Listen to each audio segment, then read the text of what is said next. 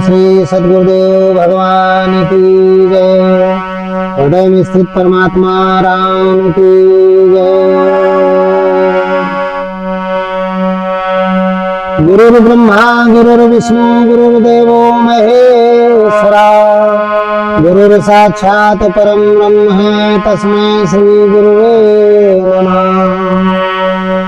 ध्यान मूलम गुरुर्मूर्ति पूजा मूलम गुरुपदम मंत्र मूलम गुरुर्वाक्यम मोक्ष मूलम गुरु कृपा।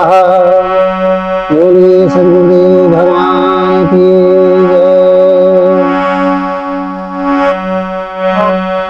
अखंड मंडलाकारं तदेपदं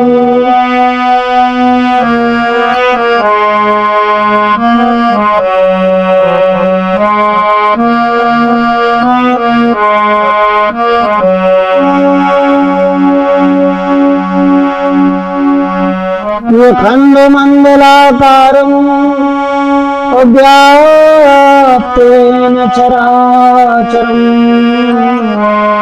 तत्पदं दर्शितं येन तस्मै श्री गुरवे नमः।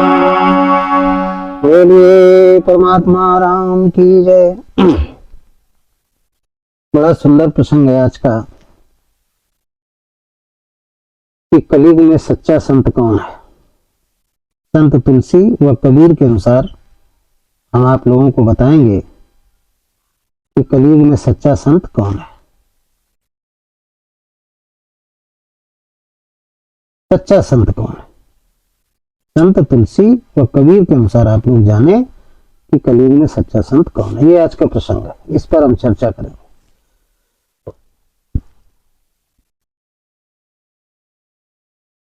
सच्चे संत तो सभी बनने को तैयार है, अपने आप को सभी कहते हैं, लेकिन सच्चे संत हैं कौन। ये सबकी अपनी अपनी अलग अलग मनोदशा है। तो दोनों संतों ने सच्चे संतों के कुछ लक्षण बताए हैं। यदि इस लक्षण के संत हैं तो सच्चे संत हैं, वो हम आप लोगों को बता रहे हैं, आप लोग सुनिएगा। संत तुलसी व संत कबीरदास जी ने बताया कि सच्चा संत वह है जो तत्वदर्शी यानी शास्त्रों का अच्छे से अध्ययन कर लिया है, अध्ययन करके तत्व को जान लिया है, आत्मा का साक्षात दर्शन कर लिया है। उसके अंदर इतनी क्षमता आ गई है कि किसी भी साधक को यदि ज्ञान का, अपने सहज स्वरूप ज्ञान का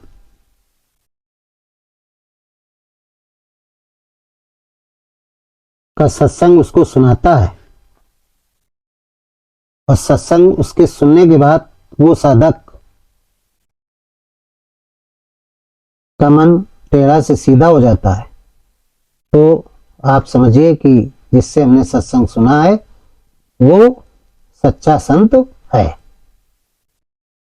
एक तो ये पहचान। दूसरा ही कि ऐसा संत जो निस्वार्थ भाव से सादगी का जीवन व्यतीत कर रहा हो, तत्वगुणी हो, जीवन पर्यंत एक परमात्मा का भजन चिंतन करता हो या कर रहा हो, और उसके मस्तिष्क में, उसके विचारों में अद्वैतवाद का लेस मात्र, किंचित अंश मात्र भी किसी भी प्रकार का संकल्प विकल्प न हो, अद्वैतवाद का पालन करता हो, द्वैतवाद से रहित हो, श्रीमद् भगवद गीता, संत कबीर का बीजक, तुलसी का रामचरितमानस, वेद व्यास के वेद, और भी जितने संसार में सदग्रंथ हैं, आदि शास्त्रों के अनुकूल, वो सभी संसार के जिज्ञासु अनुरागी भक्तों को भक्ति का मार्ग बताता हो। और संत तुलसी और कबीर ने बताया कि वो संत कामनाओं से रहित हो, धन की उसके मन में कोई तृष्णा न हो कि इतना धन आ जाए, इतना धन आ जाए। 14 विकारों से जो अंतःकरण के विकार हैं, आसुरी वृत्तियां हैं, इनसे रहित हो, कर्मकांड और पाखंड से रहित हो, विरक्त हो, पूर्ण वैरागी हो, हनुमान जी की तरीके, संसार में किसी भी प्रकार से रागयुक्त न हो, मन सहित इंद्रियों का संयम करने वाला हो, मान और अपमान से परे हो। जैसे हनुमान जी हैं, वो मान और अपमान से परे हैं। उनको न मान की चिंता है, न अपमान की चिंता है, क्योंकि हनुमान जी को वैराग्य का अवतार कहा गया है। एक तो बाहर के हनुमान जी हैं, एक अंतःकरण में हनुमान जी हैं, जिनको वैराग्य कहते हैं। ये भगवान की विभूतियां, दिव्य गुण हैं, उनमें से एक है वैराग्य, जिसको हनुमान जी कहा गया है, वैराग्य को। तो राग रहित हो, वैरागी हो, तथा एक परमात्मा के प्रति श्रद्धा भाव से समर्पित हो। यह नहीं कि 20 भगवानों को मानता हो, देवी देवताओं को मानता हो, पाखंड से युक्त हो, स्वयं और दूसरों को भी पाखंड वाली बात बताता हो, विभिन्न प्रकार के पूजा पाठ बताता हो, विभिन्न प्रकार के नाम दीक्षा में मंत्रों को बताता हो, परमात्मा का एक चिंतन करता हो, ढाई अक्षर का मंत्र बताता हो, जिस मंत्र को, जिस नाम को संत कबीर और संत तुलसी ने जपा, वो नाम परमात्मा का राम है। राम कोई नाम नहीं है, एक स्थिति का नाम है, एक अनुभव का नाम है, कबीर के शब्द का नाम है, तुलसी के अनुभव का नाम है, और कृष्ण के गीता में हनुमंता स्वरूप वो नाम है राम। उस राम नाम का चिंतन करता हो श्रद्धा भाव से, हृदय स्थित आत्मा राम में समर्पित हो पूर्ण रूप से, ऐसा भक्त संत और तुलसी के अनुसार कलयुग में सच्चा भक्त है। वही सच्चा भक्त है, तुलसी के अनुसार और संत कबीर के अनुसार वही सच्चा भक्त है। और जो आध्यात्मिक ज्ञान का पूर्ण ज्ञाता हो, 84 के बंधनों से मुक्ति कराकर मोक्ष प्राप्ति की विधि बताए अपने शिष्यों को, धर्म शास्त्रों के अनुसार स्वयं भक्ति करता हो और दूसरों को भी कराता हो, यानी विधि पूर्वक पूजा करता हो, अविधि पूर्वक नहीं। गीता में विधि पूर्वक नियत कर्म करता हो, वैखरी मध्यमा पश्यन्ति परा, ये विधि या नियत कर्म है, इसके अनुसार जप के द्वारा भजन की विधि बताता हो, धर्म शास्त्रों के अनुसार स्वयं भक्ति करता हो, दूसरों से करवाता भी हो। मन यानी पाखंडी पूजा न करता हो, जो किसी से धन प्राप्ति करने की इच्छा न करता हो कि हमारे पास इतना धन आ जाए, इतना नेटवर्क फैल जाए, ये इच्छा न हो, कामनाओं से रहित हो, निष्काम भाव से एक परमात्मा राम का भजन करता हो, जो ज्योति स्वरूप व्यापक व्याप्त है, ऐसा परमात्मा, उस एक परमात्मा का वो भजन करता हो। और सबके, जो परमात्मा सबके अंतःकरण में निवास करता है, उसकी भक्ति करता हो, जैसा कि शास्त्रों में बताया गया उस परमात्मा के बारे में। रामचरितमानस से पहले हम लेंगे। रामचरितमानस में इसी प्रश्न को माता पार्वती ने जो भगवान शंकर से किया था कि वो राम कौन है, राम कौन है, तो भगवान शंकर ने बताया था कि इस बात को जो जान ले कि राम कौन है, वही कलयुग में सच्चा भक्त होगा। राम को पहचान जाए, राम को पहचान जाए, राम को ये भी जान जाए कि राम रहता कहाँ है और राम का स्वरूप क्या है। राम कौन है, रहता कहाँ है और उसका स्वरूप क्या है, ये तीन चीजें जो भक्त जान लेगा, जो साधक जान लेगा, वही सच्चा भक्त है। ये माता पार्वती जी को भगवान शंकर ने अमरनाथ में बताया था। उसी बात को अपने मानस के अनुसार बताया था, उसी बात को गोस्वामी जी ने अपने रामचरितमानस में दर्शाया है। वो मैं आपको पढ़ के सुना रहा हूं। तीनों चीजें कि राम कौन है, उन्हें बताया कि राम कौन है और रहता कहाँ है और उसका स्वरूप क्या है, दिखता कैसा है। ये बात माता पार्वती जी ने भगवान शंकर से पूछा था, क्योंकि वो तत्वदर्शी सदगुरु है। एक जो जिज्ञासु भक्त होता है वो तत्वदर्शी सदगुरु से यही बात पूछता है कि राम कौन है और कहाँ रहता है। यही बात माता पार्वती जी ने पूछी भगवान शंकर से। तो भगवान शंकर ने कहा, उन्हें सुनिए, मैं बता रहा हूं कि राम कौन है, कहाँ रहते हैं और उनका स्वरूप क्या है। तो कहने लगे कि राम ब्रह्म है, व्यापक जग जाना, और परमानंद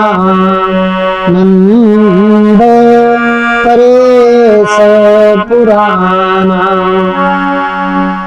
पहली बात तो बताई कि राम ब्रह्म व्यापक जग जाना, राम ही ब्रह्म है।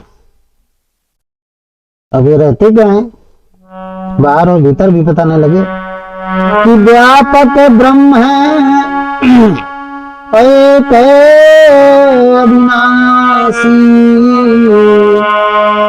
और सत चेतन घन आनंद राशि, सत चेतन घन आनंद राशि, अवसे प्रभु हृदय अछत अभिकारी,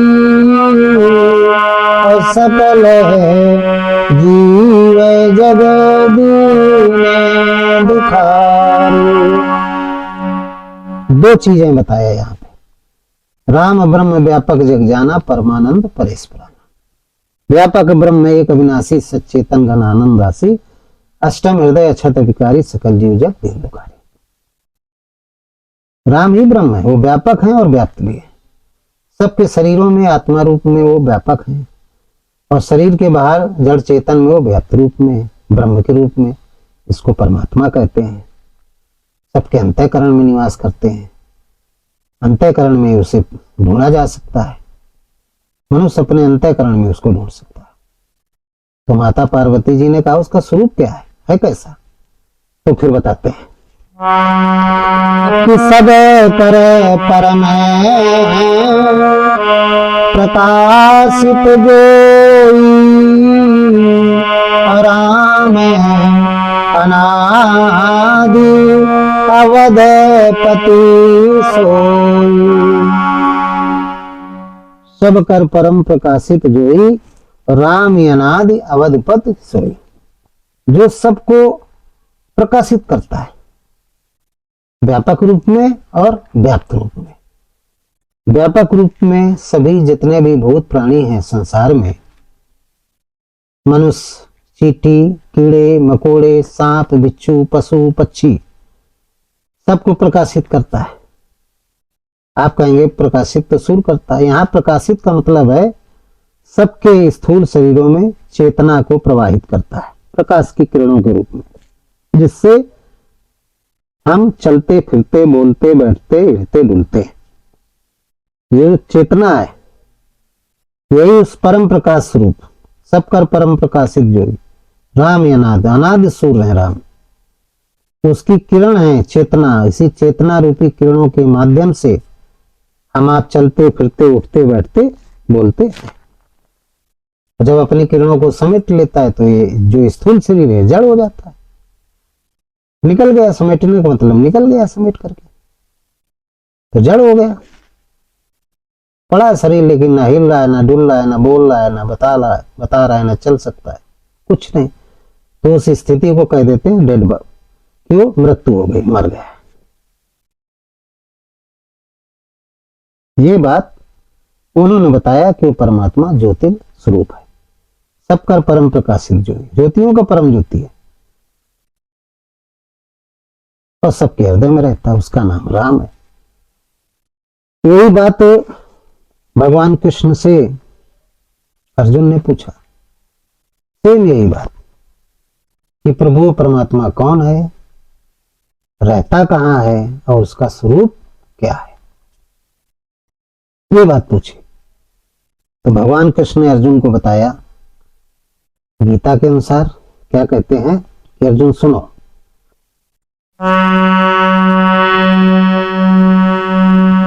ईश्वरा सर्वभूतानां हृदय देशे अर्जुन तिष्ठति अयां भ्राम्यां विना न पश्यन् ईश्वरा सर्वभूतानां हृदय देशे अर्जुन तिष्ठति अभ्राम्यां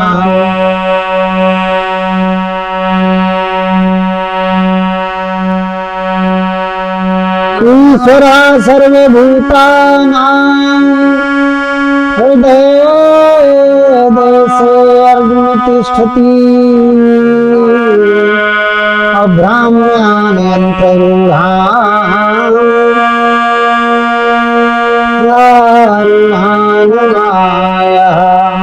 त्वमेव शरणं गच्छ सर्वे भावेन भारत तत्प्रसादं परम शांति स्थानं प्राप्स्यसि शाश्वतम्। ज्योतिषामपि तज्ज्योतिस्तमसा चापरमुच्यते अज्ञानं ज्ञेयं ज्ञानगम्यं हृदये सर्वस्य विष्ठितम्। ये भगवान कृष्ण ने बताया। ईश्वरा सर्वभूतानां हृदय देशे अर्जुन तिष्ठति ब्राह्मण सर्वभूतानि यंत्रारूहान माया। वो परमात्मा सबके अंतःकरण में निवास करता है, लेकिन भ्रम के यंत्र में बैठ करके व्यक्ति नहीं जान पाता और इधर उधर घूमता रहता है उसकी खोज में। वो ज्योतिषाम ज्योतिषमसा चापरमुच्यते ज्ञानम ज्ञेयम ज्ञान गम्यम हृदय सर्वस्व विष्ठिता। ज्योतियों का परम ज्योति है, लेकिन उस परम ज्योति जो सबके अंतःकरण में निवास करता है, हृदय सर्वस्व विष्ठितम, उसको पूर्ण ज्ञान के द्वारा ही जाना जा सकता है। इसलिए अर्जुन तुम्हें शरणम गच्छ सर्वभावेन भारत तत्प्रसादम परम शांति स्थानम प्राप्स्यसि शाश्वतम्। इसलिए आप उसी के शरण में जाएं तो आपको परम शांति शाश्वत शांति प्राप्त होगी। ये भगवान कृष्ण ने बताया। ये बात जब जान जाता है व्यक्ति तो वो फिर सच्चा भक्त कहलाता है। कलयुग में ये सारी चीजें जो जान ली जाता है वो सच्चा भक्त होता है। तो संत कबीर व संत तुलसी की विचारधारा के अनुसार सच्चे परमात्मा का भजन जो साधक करते हैं, तत्व ज्ञान या आत्मज्ञान का प्रसार जो कर रहे होते हैं, वही इस कलयुग में सच्चे संत हैं। संत तुलसीदास जी के अनुसार बताया गया है रामचरितमानस में कि ऐसे संत बड़े मुश्किल से मिलते हैं, बड़े मुश्किल से मिलते हैं, क्योंकि वो उस राम के रस में मग्न रहते हैं उन्हें संसार से कोई लेना देना नहीं होता है। वो सदैव राम के रस में मग्न रहते हैं। उन्हें संसार से कोई लेना देना नहीं होता है कि संसार से कोई उन्हें लेना देना नहीं, मग्न रहते हैं। संत विशुद्ध मिलाए परते ही चितवाएं राम कृपा कर जय। गोस्वामी जी ने लिखा है। ऐसे संत सबको नहीं मिलते। किसको मिलते हैं? ये विशुद्ध संत होते हैं। ये संत कैसे होते हैं? विशुद्ध होते हैं। संत विशुद्ध मिलाए परिते, उसी को मिलते हैं विशुद्ध संत। किसको? जिसको चितवाएं राम कृपा कर जय, जिस पर राम की कृपा होती है, जो राम का चिंतन करता है, राम का चिंतन करता है, दिन रात राम राम राम राम राम जपता है, सिर्फ राम के अलावा और किसी भी नाम का उच्चारण नहीं करता, एक परमात्मा पर श्रद्धा रखता है, अपने गुरु पर विश्वास करता है, सिर्फ राम का भजन करता है, राम के अलावा और किसी का भजन नहीं करता। उस आत्मा राम का भजन करता है जो उसके अंदर घट में उपद्रष्टा रूप में स्थित है, सिर्फ उसी के भरोसे रहता है। और जो उसके भरोसे रहता है तो उसे बाहर की किसी भी सहायता की आवश्यकता नहीं पड़ती, क्योंकि बाहर वाला तो बाद में आएगा और आपके अंदर जो बैठा है वो तो आपके साथ हमेशा रहता है उपद्रष्टा रूप में। लेकिन जब आप उसको बुलाएंगे, उसका चिंतन करेंगे, उसको रोज याद करेंगे, तो कबीर के शब्द के रूप में, तुलसी के अनुभव के रूप में और कृष्ण के हनुमंता के रूप में प्रकट हो जाएगा आपके अंतःकरण में और आपका वो काम कर देगा, आपका काम हो जाएगा। जब आप श्रद्धा के साथ समर्पित हो जाएंगे, अनुराग के साथ समर्पित हो जाएंगे, प्रेम के साथ आप समर्पित हो जाएंगे, तो वो परमात्मा जो कण कण में व्याप्त है, जिसको ब्रह्म कहा गया है, जिसको शिव कहा गया है, जिसको राम कहा गया है, जिसको विष्णु कहा गया है, अनेक नाम है, अकथ नाम है, नामन रूपा ब्रह्म सुखायन भवयन रूपा, इसको ईश्वर कहा गया है, इसको भगवान कहा गया है, वो अनेकों नाम से उसको पुकारा गया है, हरि कहा गया है। वो परमात्मा, कबीर का आत्मा राम कहा गया है, वो परमात्मा आपके अंतःकरण में जो प्रसुप्त अवस्था में उपदृष्टा रूप में वो जागृत हो जाएगा और आपकी मदद कर देगा। वो प्रकट होकर के आपकी मदद कर देगा। तो संत विशुद्ध मिलाए परते ही चितवाएं राम कृपा कर जाए। इस पर राम की कृपा होती है, उसी को विशुद्ध संत मिलते हैं, सबको नहीं मिलते। सुजन समाज सकल गुण खानी, करम प्रणाम सप्रेम सुबानी। ऐसे संतों को संत गोस्वामी तुलसीदास जी कहते हैं, वो सकल गुणों की खानी होते हैं, विशुद्ध संत, इसलिए वो वंदनीय होते हैं, अर्चनीय होते हैं, उनको मैं प्रणाम करता हूं, ये उन्होंने कहा। कबीर दास जी ने बड़ा अद्भुत कहा उन्होंने कि सच्चे भक्त कौन है, सहज सच्चे संत कौन है, सहज समाधि में रमता जो, वही सच्चा संत, ना आसक्ति ना विक्षेप, बस अंतरात्मा में वृत्त। सहज समाधि में, जो हमेशा सहज समाधि में रहता है। सहज समाधि क्या है? प्राणायाम समाधि, श्वास प्रश्वास के जप में मन को शून्य करके राम नाम का जो हमेशा भजन करता रहता है, ना किसी प्रकार की संसार से आसक्ति होती है, ना कोई किसी प्रकार का लगाव होता है, बस अंतरात्मा में एक ही व्रत होता है, एक ही प्रतिज्ञा होती है, राम का नाम जपना। संत कबीर ने कहा, वो सहज समाधि में सदैव रमण करते हुए संसार सागर की विषय वासनाओं से रहित है, वही क्या है? सच्चा संत है। हनुमान जी की तरह वैरागी है, वही सच्चा संत है। कलयुग में वही तत्वदर्शी सदगुरु है, वही तत्वदर्शी सदगुरु बनने लायक है, जिसमें सारे लक्षण पाए जाते हैं, वही सच्चा संत है। इसके अलावा और कोई सच्चा संत नहीं है, वही सच्चा संत है। तो संत कबीरदास और संत तुलसीदास जी ने सच्चे संत की व्याख्या किया। वो व्याख्या हमने आप लोगों को अपनी वाणी के माध्यम से सुनाया। कोई भी व्यक्ति सच्चा संत बन सकता है, कोई भी साधक सच्चा संत बन सकता है, लेकिन जिसमें इतने सारे गुण होते हैं तो वही बन सकता है, सब कोई नहीं बन सकता। सच्चा संत बनने के लिए मन सहित इंद्रियों का संयम करना। जो हमारी इंद्रियां संसार में अनुरक्त हैं, फैली हुई हैं, उनको पहले हमें समेटना पड़ेगा अभ्यास के द्वारा। और संसार में जो राग है सभी इंद्रियों का, उनको वैरागित करना पड़ेगा। संसार की आसक्ति से छुड़ाना पड़ेगा। जैसे आग की इच्छा हम ये सब चीजें देखें संसार की, तो अभ्यास डालना पड़ेगा कि ये सारी चीजें न देखें। किसको देखे? भगवान के ज्योतिर्स्वरूप उस चित्र का दर्शन करें।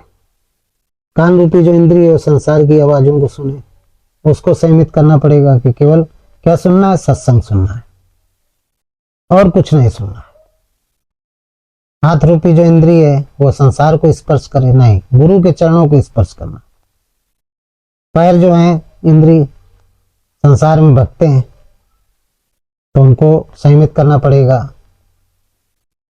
कि केवल सत्संग सुनने में इन पैरों का प्रयोग करें।